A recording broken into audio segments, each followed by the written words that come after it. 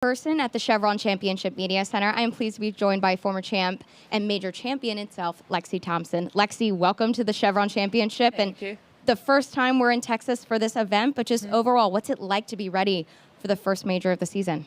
Well, overall, it's been an amazing week so far. The golf course is in great shape for us, and the hospitality's been top-notch. So Chevron and all the hospitality here at Carlton Woods have really made us feel really welcomed. So I'm really looking forward to getting it started tomorrow, and it's been great. So hopefully the weather holds up for us. I know you've had some impressive performances at Mission Hills, but now that you've been able to play 18 and kind of get a sense for Carlton Woods, what's it been like for you to get a feel for this golf course?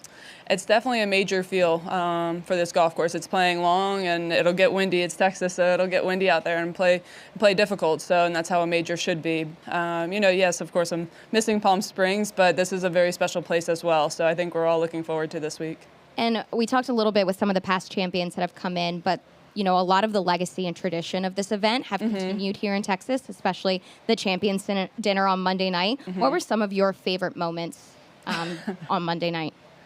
Well, it's such an honor just to be surrounded by those women and high-up individuals that night. Such a special dinner, and I got to sit at the table with Julie Inkster and Pat Hurst, and they're always a riot together. So we had so many laughs and just good memories, and just to be surrounded by people that have accomplished so much on the golf course, but also that have really just impacted the game off the golf course as well and have given back. So it was an honor for me to be there that night, and so many traditions to go into this event. So I'm happy to be part of that one. Love it. One more from me before I get some more people involved here, but the first major of the season, just what's a sense of your game and how are you feeling heading into this first major of the year? Yeah, I feel pretty good. I've been working extremely hard on my game. I've only played twice so far this year, so I've just been putting in the hours on and off the golf course with training and practicing my ball striking, putting, chipping, everything. So it hasn't been a lack of practice, that's for sure, but I'm really looking forward to coming into this week, hopefully play some strong golf and have that work show. Absolutely. All right, right here first. Can you play aggressive on this golf course? And if so, I guess it all depends on weather tomorrow, but would you play aggressively on the first round, or do you play a little more conservative? Well, it's not really a golf course. Off the tee especially, you can't really lay back because there's a bunch of par fours that are over 400 yards. So you don't want to lay back and have too long of a shot, especially going into these greens, because some of the greens are pretty narrow, and there's some hills that you can really interfere with your second shots going into the greens, and they'll be difficult to stop. So you want to get as close of a shot as possible coming into them. So, I wouldn't say it's playing aggressively, but you're hitting drivers. But coming into the greens, if a pin's tucked, sometimes you just out here, if you have a mid-iron and you don't think you can stop it, you play to the bigger section of the greens. So you just give yourself a 20, 25 footer instead of firing at a pin and short-sighting yourself. So it's definitely a little bit more of a thought process going into some of the greens, but again, that's how a major championship should be. Does this course fit your game? I would say it does. It's longer, it's on the longer side, so I get to hit a lot of drivers out there. I think there's only maybe 2 or 3 that I don't hit driver on.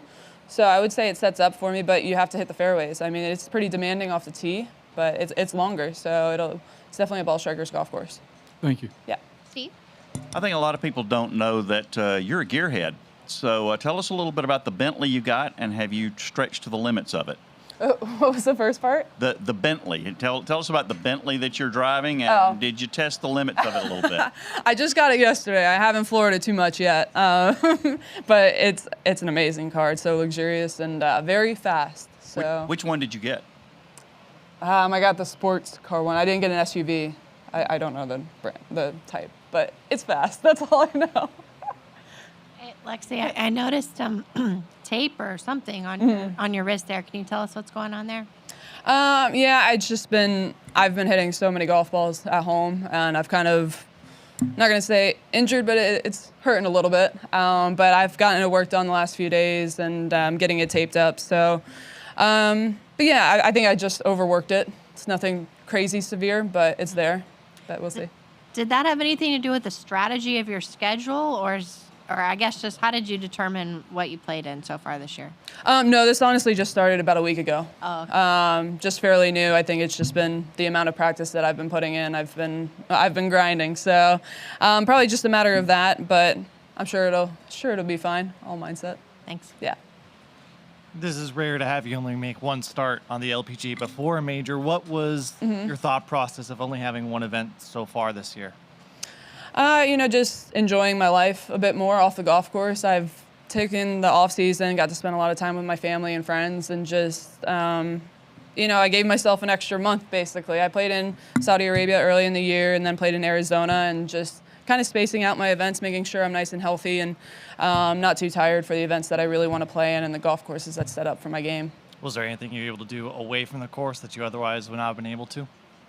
Honestly, well, when I'm out here, I'm never really with my family too much, and so just being home, there's nothing like it. I think as athletes, we're always used to being on the road and away from family, so just being home and being able to just sleep in when we want, be on our own schedule, I think that speaks wonders for us rather than having to go and plan a trip or go somewhere and travel. How do you feel that's changed your mentality coming into this week? I think I'm just a lot more refreshed. I think I'm in a better mindset, more relaxed, just happier to be out here. Not saying that I wasn't before, but just more refreshed. I had the time off that I needed. Of course, I was training probably harder than ever when I was home, but I made sure to take the time later in the day and the nights to really unwind and get my mind off golf and making sure that, I'm excited to come back out. Were there any points in particular you may have felt burnt out from the sport? This is my 13th year, so it's not like it's just my second year. I've been playing golf since I was 5 years old, so I haven't known any different ever since I was 12. Not so much burnt out, but just maybe in too much of a routine, and I'm not even going to say rut, but it's just I wasn't allowing myself to go on the vacations and live life more because there's just so much more to it than a game. Dorian Waller reporting for KPVU TV and Prairie View A&M University. It's a very well-known fact that you went pro at a very young age. So can you talk about the role that maybe your parents or any immediate family members and friends played in turning pro at such a young age? Mm-hmm. Well, I'm very close to my family. My family has played a huge role of me just being out here. Just the support system that I've received has been a major part of being able to turn pro and have the support that I do.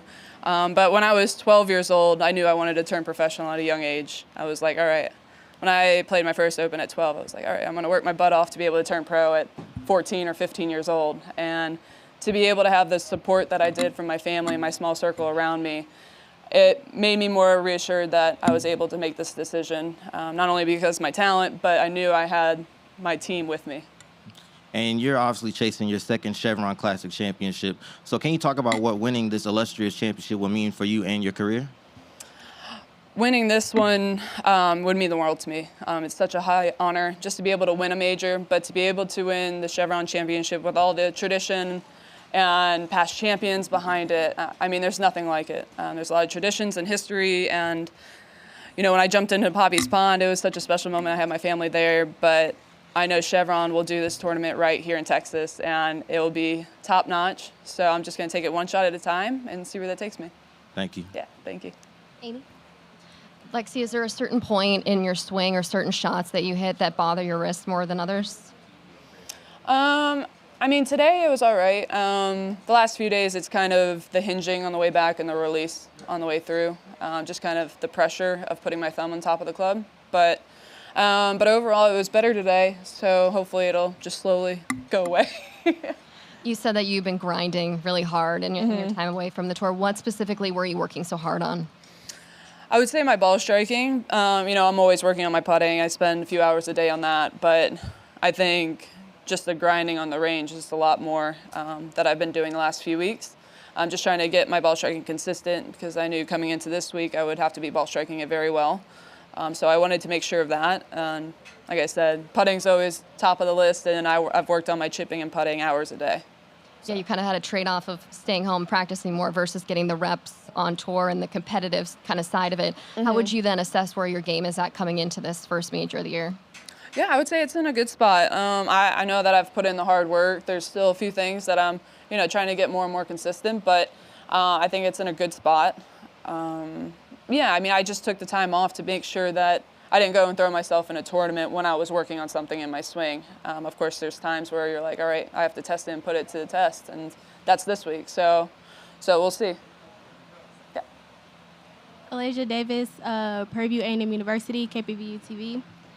So you talked about working really hard, starting at age 12. What preparation could you detail went into you becoming professional at age 15? What kind of work did I Yes. put into it? A little background, I guess. I started golfing when I was 5, tournaments when I was 7, but I did online schooling 6th grade through high school, and I was out at the course 7-8 hours a day, going out there with my brothers that play golf as well. So being able to have them and a few of their friends that golfed, I was always doing grinding on the range, putting, but I always had people to compete against and do competitions with.